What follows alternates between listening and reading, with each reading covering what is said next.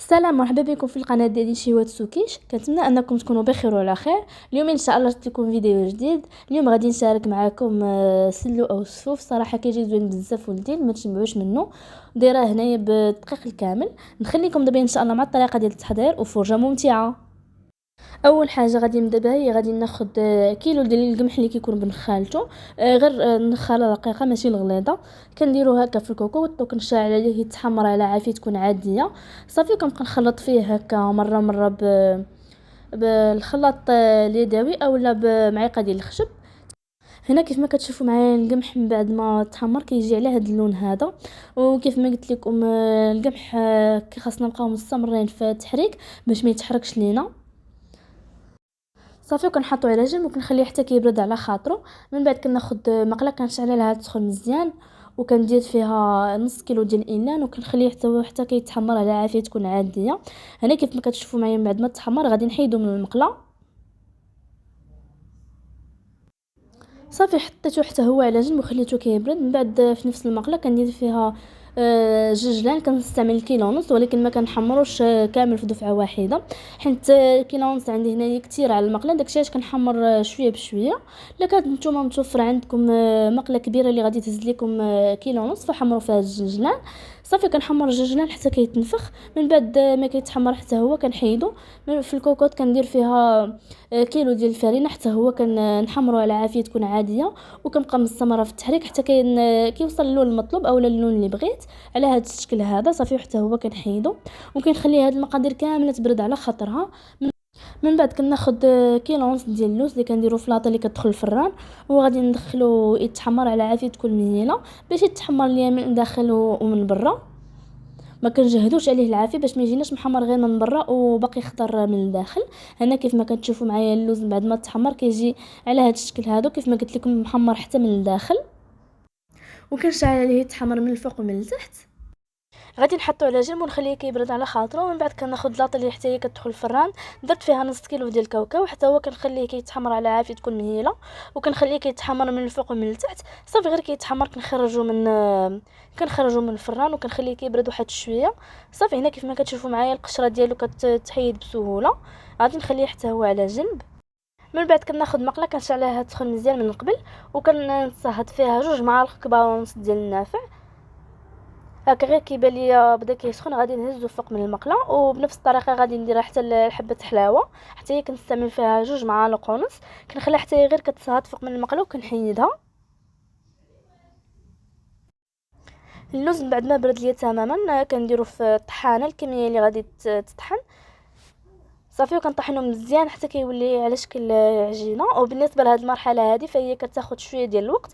كيف ما كتشوفوا معايا اللوز من بعد ما ولا ليه بحال العجينه غادي نديرو في زلافه كبيره. كندير هاد الطريقه هذه باش كيجيني عفوا سلو معلك وزوين. هنا كيف ما كتشوفوا معايا من بعد ما طحنت نصف الكميه ديال اللوز، نفس الكميه الاخرى غير هرمجتها. من بعد كناخذ كاوكاو من بعد ما نقيته كامل حيوت من القشره اللي فيه حتى هو كنطحنو مزيان.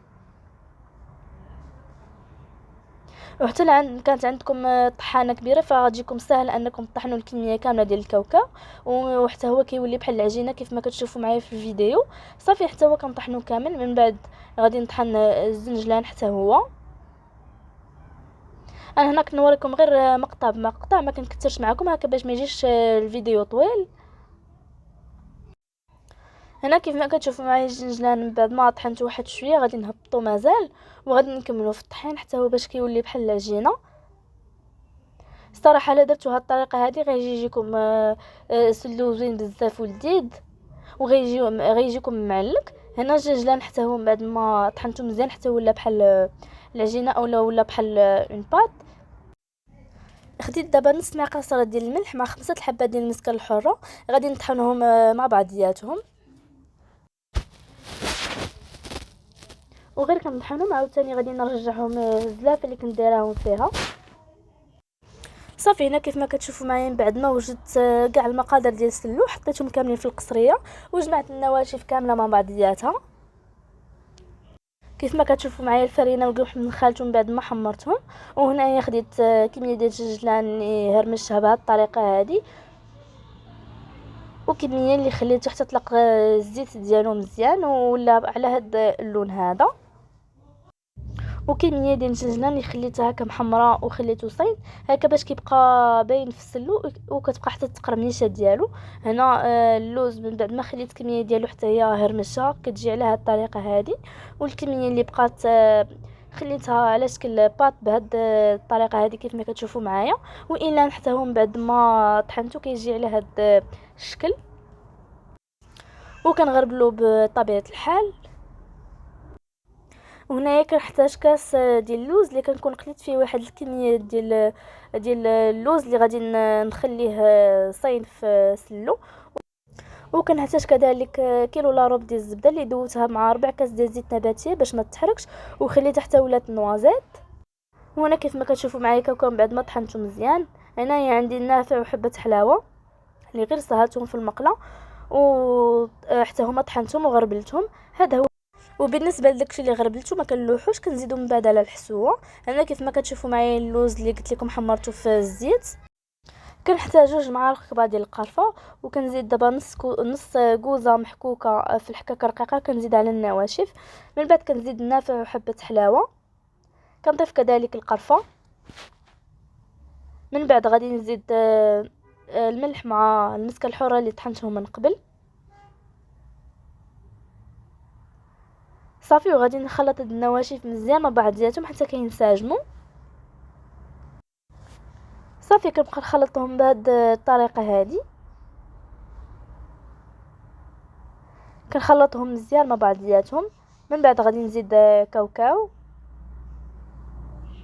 بالنسبه لهاد المقادير فانا كنطحنهم مزيان حتى كيطلقوا الزيت ديالهم. من بعد غادي نزيد اللوز. كنضيف كذلك الجنجلان. وهاد المقادير هادو هما اللي كيخليو لينا سر التعليكه ديال السلو وكيخليو كيجي بنين صافي. حتى هما كنخلطهم مع النواشف اللي درت من قبل كنخلطهم هكا مزيان حتى كينسجموا ليا المكونات مع بعضياتهم.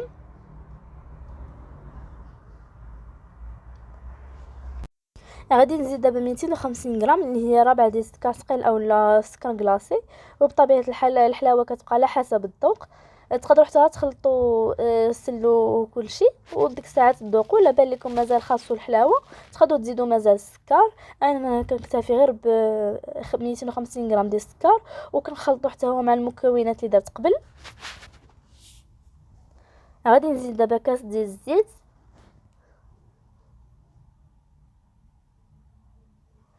من بعد غادي نزيد معاه الزبده اللي كنكون ذوبتها من قبل. ما غاديش نزيدها دفعه واحده. غادي نخلي منها واحد شويه اللي غادي نزيدو من بعد ان شاء الله صافي. وغادي نخلط هاد المكونات حتى كيتلبسوا لي مزيان بالزبده اللي درت في السلو صافي. وكنبدا نجمع فيه بهذه الطريقه هذه. غادي نزيد دابا الكميه اللي بقات صافي حتى هي كنخلطها مزيان مع المكونات صافي. وكنبدا ندلك فيه بهذه الطريقه هذه باش كيزيد يتعلق